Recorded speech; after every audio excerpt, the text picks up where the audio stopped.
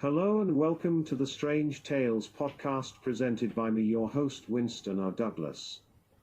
We are a weekly podcast that looks at weird and wonderful tales from history, true crime, conspiracies and much more. I will try to cover various topics from different eras. Hopefully we can take a journey through history together. If you are a first-time listener, please look back on our previous episodes. If you are a returning listener, thank you for your continual support. If you enjoy the podcast, please smash that gorgeous like button and subscribe so that you will be notified to future shows. Also, if you could write a 5-star review, that would really help us get the word out so other people can enjoy the podcast as well. You can follow me on Twitter, Facebook, and YouTube at Strange Tales Pod. Or you can message me at strangetalespod@gmail.com with feedback or ideas on future shows. If you would like to support the podcast, you can do so through Patreon. Go to patreon.com/strangetalespod, where we have plans from as little as $3 a month, and you can opt out anytime. Any help is much appreciated.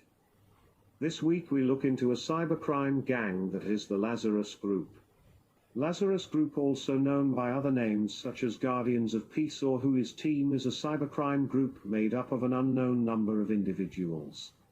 While not much is known about the Lazarus Group, researchers have attributed many cyber attacks to them over the last decade.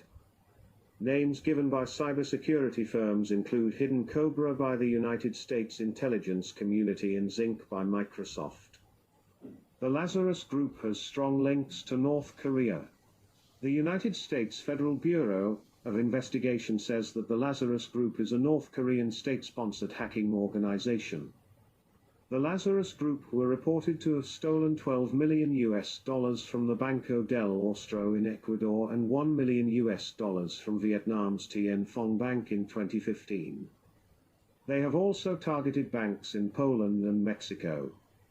The 2016 bank heist included an attack on the Bangladesh bank, successfully stealing $81 million and was attributed to the group.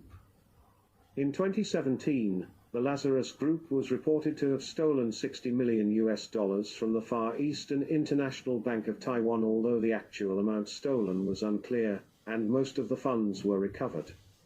Okay, let's get into today's strange tale. It is not clear who is really behind the group, but media reports have suggested the group has links to North Korea. Kaspersky Lab reported in 2017 that Lazarus tended to concentrate on spying and infiltration cyber attacks, whereas a subgroup within their organization, which Kaspersky called Blunerov, specialized in financial cyber attacks. However, Kaspersky also acknowledged that the repetition of the code could be a false flag meant to mislead investigators and pin the attack on North Korea, given that the worldwide WannaCry worm cyber attack copied techniques from the NSA as well. This ransomware leverages an NSA exploit known as Eternal Blue that a hacker group known as Shadow Brokers made public in April 2017. Symantec reported in 2017 that it was highly likely that Lazarus was behind the WannaCry attack. The earliest known attack that the group is responsible for is known as Operation Troy, which took place from 2009 to 2012. This was a cyber espionage campaign that utilized unsophisticated distributed denial of service attack, DDoS, techniques to target the South Korean government in Seoul. They were also responsible for attacks in 2011 and 2013. It is possible that they were also behind a 2007 attack targeting South Korea, but that is still uncertain. A notable attack that the group is known for is the 2014 attack on Sony Pictures. The Sony attack used more sophisticated techniques and highlighted how advanced the group has become over time. The first wave of attacks occurred on July 4, 2009, Independence Day holiday in the United States, targeting both the United States and South Korea. Among the websites affected were those of the White House, the Pentagon, the New York Stock Exchange, the Washington Post, the Nasdaq, and Amazon. The second wave of attacks occurred on July 7, 2009, affecting South Korea. Among the websites targeted were the Presidential Blue House, the Ministry of Defense, the Ministry of Public Administration and Security, the National Intelligence Service, and the National Assembly. Security researcher Chris Kubecker presented evidence multiple European Union and United Kingdom companies unwittingly helped attack South Korea due to a W32.dozer infections, malware used in part of the attack. Some of the companies used in the attack were partially owned by several governments, further complicating attribution. A third wave of attacks began on July 9, 2009, targeting several websites in South Korea, including the country's National Intelligence Service as well as one of its largest banks and a major news agency. The U.S. State Department said on July 9 that its website also came under attack. State Department spokesman Ian Kelly said, "I'm just going to speak about our website, the state government website. There's not a high volume of attacks, but we're still concerned about it.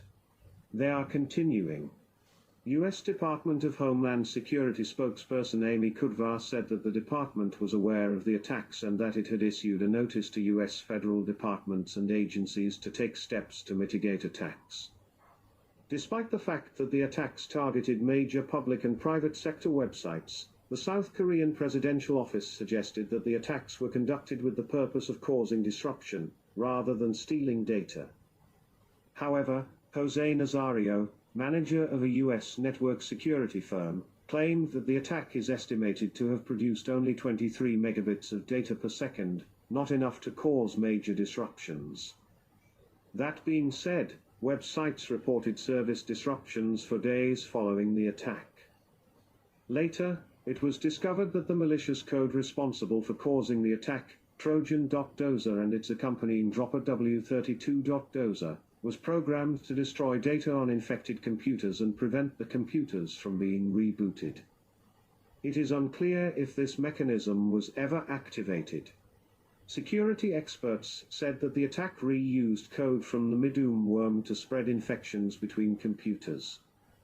Experts further shared that the malware used in the attack used no sophisticated techniques to evade detection by antivirus software and doesn't appear to have been written by someone experienced in coding malware. It was expected that the economic costs associated with websites being down would be large, as the disruption had prevented people from carrying out transactions, purchasing items or conduct. It is not known who is behind the attacks. Reports indicate that the type of attacks being used, commonly known as distributed denial-of-service attacks, were unsophisticated. Given the prolonged nature of the attacks, they are being recognized as a more coordinated and organized series of attacks. According to the South Korean National Intelligence Service, the source of the attacks was tracked down, and the government activated an emergency cyber terror response team, who blocked access to 5 host sites containing the malicious code, and 86 websites that downloaded the code, located in 16 countries, including the United States, Guatemala, Japan and the People's Republic of China, but North Korea was not among them. The timing of the attack led some analysts to be suspicious of North Korea. The attack started on July 4, 2009, the same day as a North Korean short-range ballistic missile launch, and also occurred less than 1 month after the passage of UN Security Council Resolution 1874, which imposed further economic and commercial sanctions on North Korea in response to an underground nuclear test conducted earlier that year. South Korean police analyzed a sample of the thousands of computers used by the botnet, stating that there is various evidence of the involvement of North Korea or pro-North elements, but said they may not find the culprit. Intelligence officials with the South Korean government warned lawmakers that a North Korean military research institute had been ordered to destroy the South's communications networks. Joe Stewart, researcher at SecureWorks Counter-Threat Unit, noted that the data generated by the attacking program appeared to be based on a Korean-language browser. Various security experts have questioned the narrative that the attack originated in North Korea. One analyst thinks that the attacks likely came from the United Kingdom, while technology analyst Rob Enderell hypothesizes that overactive students may be to blame. Joe Stewart of SecureWorks speculated that attention-seeking behavior drove the attack, though he notes that the breadth of the attack was unusual. On October 30, 2009, South Korea's spy agency, the National Intelligence Service, named North Korea as the perpetrator of the attack. According to head of the NIS-1 Se-hoon, the organization found a link between the attacks and North Korea via an IP address that the North Korean Ministry of Post and Telecommunications allegedly was using on rent from China. On the 20th of March 2013, 3 South Korean television stations and a bank suffered from frozen computer terminals in a suspected act of cyber warfare. ATMs and mobile payments were also affected. The South Korean communications watchdog, the Korea Communications Commission, raised their alert level on cyber attacks to 3 on a scale of 5. North Korea has been blamed for similar attacks in 2009 and 2011, and was suspected of launching this attack as well. This attack also came at a period of elevated tensions between the two Koreas, following Pyongyang's nuclear test on the 12th of February. South Korean officials linked the incident to a Chinese IP address, which increased suspicion of North Korea, as intelligence experts believe that North Korea routinely uses Chinese computer addresses to hide its cyber attacks. The attacks on all 6 organizations derived from one single entity. The networks were attacked by malicious codes, rather than distributed denial of service, DDoS, attacks as suspected at the beginning. It appeared to have used only hard drive overwrites. This cyber attack damaged 32,000 computers and servers of media and financial companies. The Financial Services Commission of South Korea said that Shinhan Bank reported that its internet banking servers had been temporarily blocked, and that Jeju Bank, Co., and Nong Hyop reported that operations at some of their branches had been paralyzed after computers were infected with viruses and their files erased. Whois Bank reported a hacking attack, but said it had suffered no damage.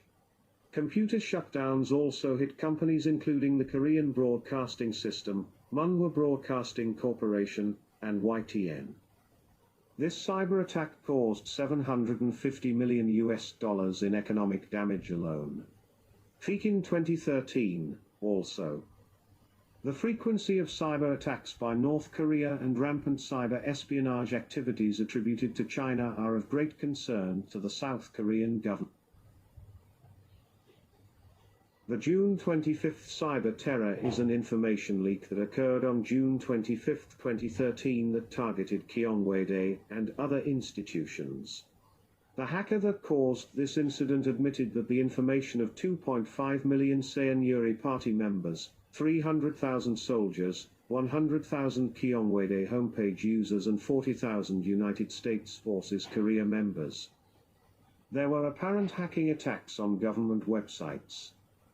The incident happened on the 63rd anniversary of the start of the 1950-53 Korean War, which was a war that divided the Korean peninsula.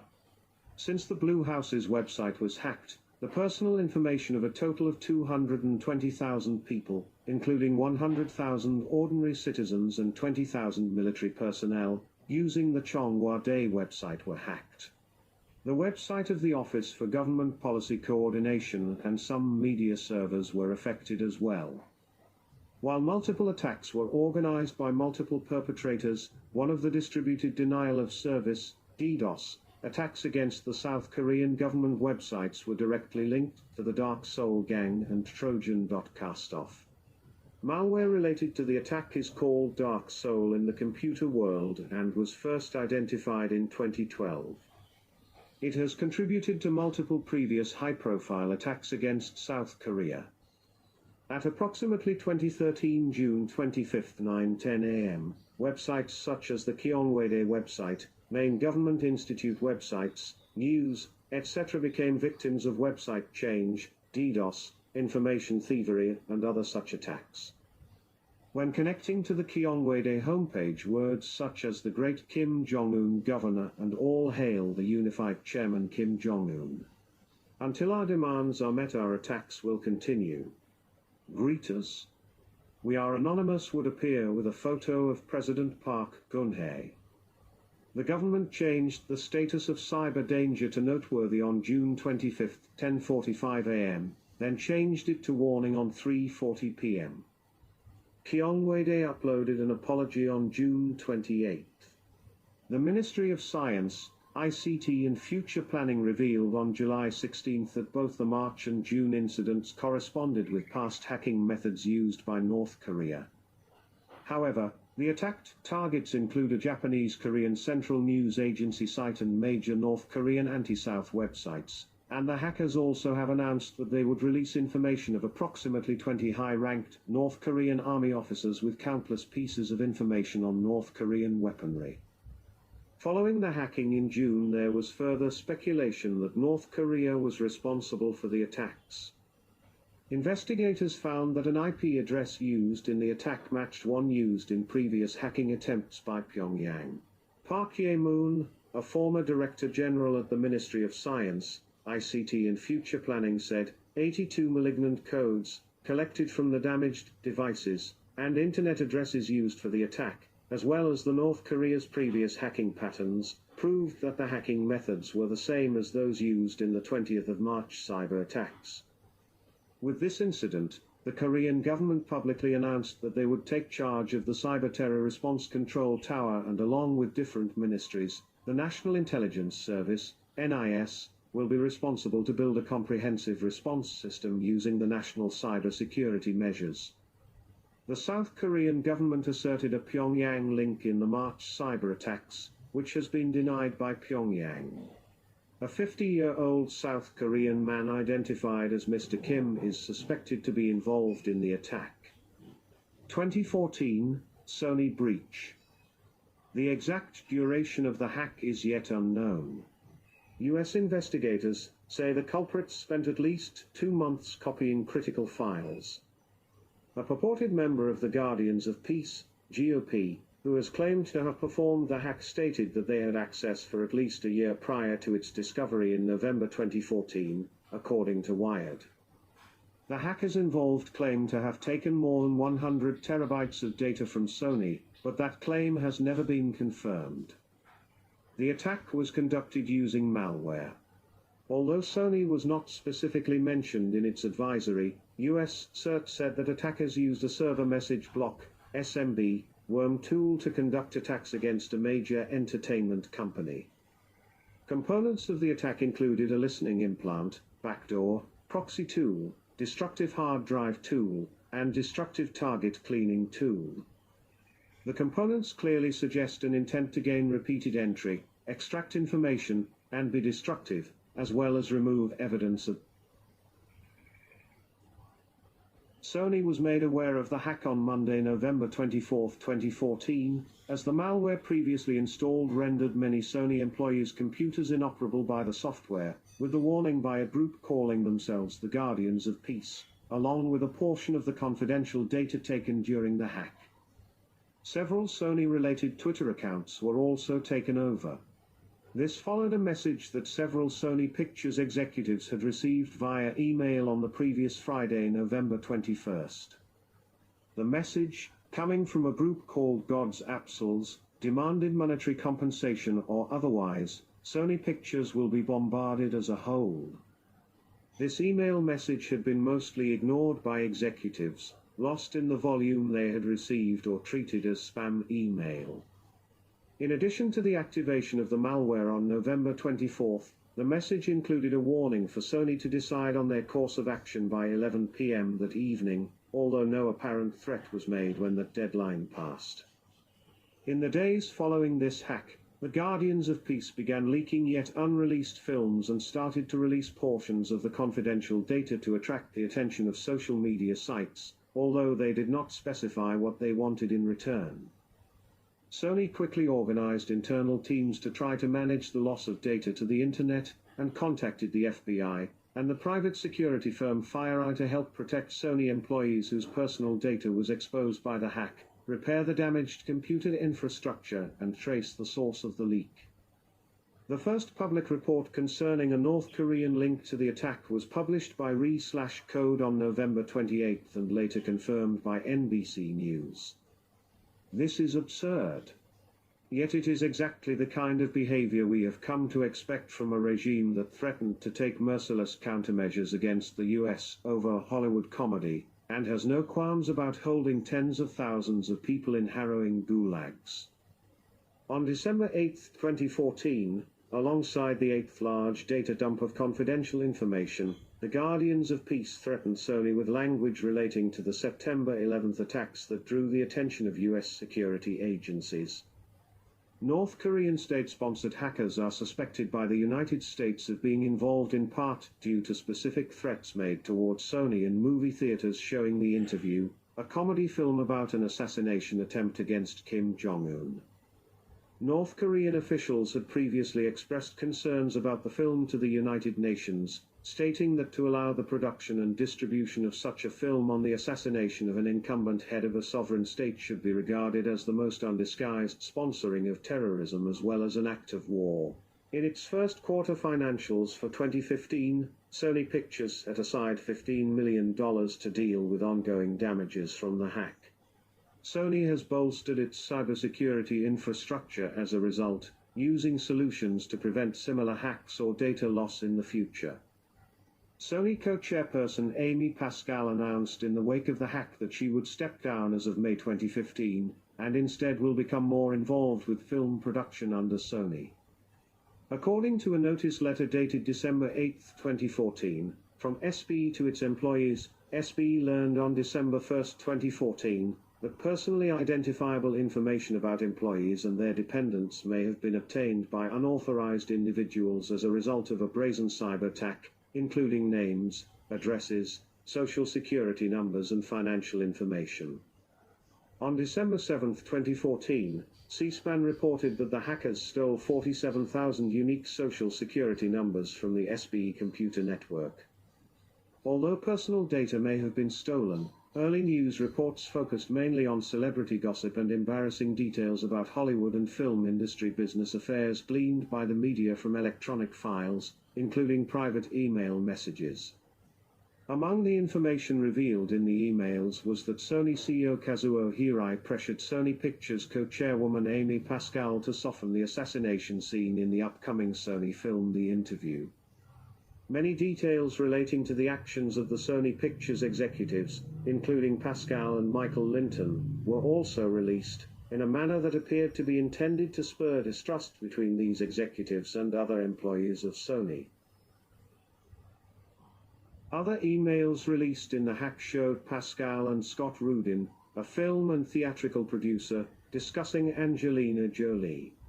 In the emails, Rudin referred to Jolie as a minimally talented spoiled brat because Jolie wanted David Fincher to direct her film Cleopatra, which Rudin felt would interfere with Fincher directing a planned film about Steve Jobs. Amy Pascal and Rudin were also noted to have had an email exchange about Pascal's upcoming encounter with Barack Obama that included characterizations described as racist, which led to Pascal's resignation from Sony.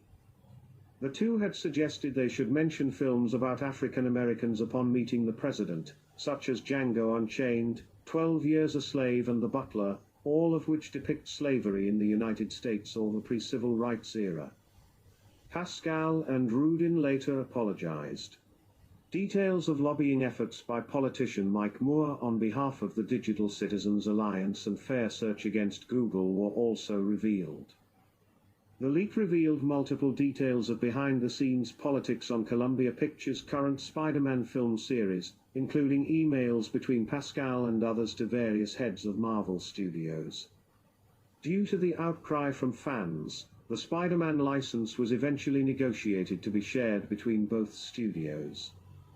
In addition to the emails, a copy of the screenplay for the James Bond film Spectre, released in 2015, was obtained. Several future Sony Pictures films including Annie, Mr. Turner, Still Alice and To Write Love on Her Arms, were also leaked. The hackers intended to release additional information on December 25, 2014, which coincided with the release date of The Interview in the United States. According to the Daily Dot, based on the email leaks, while he was at Sony, executive Charles Sipkins was responsible for following senior executives' orders to edit Wikipedia articles about them. In December 2014, former Sony Pictures Entertainment employees filed 4 lawsuits against the company for not protecting their data that was released in the hack, which included social security numbers and medical information. As part of the emails, it was revealed that Sony was in talks with Nintendo to make an animated film based on the Super Mario Bros. Series, which came to fruition 4 years later, albeit under Universal and Illumination instead of Sony. In January 2015, details were revealed of the MPA's lobbying of the United States International Trade Commission to mandate US ISPs, either at the Internet Transit level or consumer-level Internet Service Provider, to implement IP address blocking pirate websites as well as linking websites. WikiLeaks published over 30,000 documents that were obtained via the hack in April 2015, with founder Julian Assange stating that the document archive shows the inner workings of an influential multinational corporation that should be made public. In November 2015, after Charlie Sheen revealed he was HIV positive in a television interview to Matt Lauer, it was revealed that information about his diagnosis was leaked in an email between senior Sony bosses dated March 10, 2014. In December, Snap Incorporated, due to the hack, was revealed to have acquired Virgins Labs for $15 million in cash and stock, the developers of Epiphany Eyewear, and mobile app Scan for $150 million. On December 16, for the first time since the hack, the Guardians of Peace mentioned the then upcoming film The Interview by name, and threatened to take terrorist actions against the film's New York City premiere at Sunshine Cinema on December 18, as well as on its American-wide release date, set for December 25. Sony pulled the theatrical release the following day. We will clearly show it to you at the very time and places the interview be shown, including the premiere, how bitter fate those who seek fun in terror should be doomed to. Soon all the world will see what an awful movie Sony Pictures Entertainment has made. The world will be full of fear. Remember the 11th of September 2001. We recommend you to keep yourself distant from the places at that time. If your house is nearby, you'd better leave. Whatever comes in the coming days is called by the greed of Sony Pictures Entertainment. All the world will Seth Rogen and James Franco, the stars of The Interview, responded by saying they did not know if it was definitely caused by the film, but later cancelled all media appearances tied to the film outside of the planned New York City premiere on December 16, 2014. Following initial threats made towards theaters that would show The Interview, several theatrical chains, including Carmike Cinemas, Bowtie Cinemas, Regal Entertainment Group, Showcase Cinemas, AMC Theaters, Cinemark Theaters, as well as several independent movie theater owners announced that they would not screen The Interview. The same day, Sony stated that they would allow theaters to opt out of showing The Interview, but later decided to fully pull the national December 25th release of the film, as well as announce that there were no further release plans to release the film on any platform, including home video, in the foreseeable future. On December 18th, 2 messages, both allegedly from the Guardians of Peace, were released. One, sent in a private message to Sony executives, stated that they would not release any further information if Sony never releases the film and removed its presence from the internet. The other, posted to Pastebin, a web application used for text storage that the Guardians of Peace have used for previous messages, stated that the studio had suffered enough and could release The Interview, but only if Kim Jong-un's death scene was not too happy. The post also stated that the company cannot test them again, and that if Sony Pictures makes anything else, they will be here ready to fight. President Barack Obama, in an end-of-year press speech on December 19th, commented on the Sony hacking and stated that he felt Sony made a mistake in pulling the film, and that producers should not get into a pattern where you are intimidated by these acts. He also said, "We will respond proportionally and we will respond in a place and time and manner that we choose." In response to President Obama's statement, Sony Entertainment's CEO Michael Linton said on the CNN program Anderson Cooper 360 that the public, the press and the president misunderstood the events. Linton said the decision to cancel the wide release was in response to a majority of theaters pulling their showings and not to the hackers' threats. Linton stated that they would seek other options to distribute the film in the future, and noted, "We have not given in. And we have not backed down. We have always had every desire to have the American public see this movie." On December 23, Sony opted to authorize approximately 300 mostly independent theaters to show the interview on Christmas Day, as the 4 major theater chains had yet to change their earlier decision not to show the film.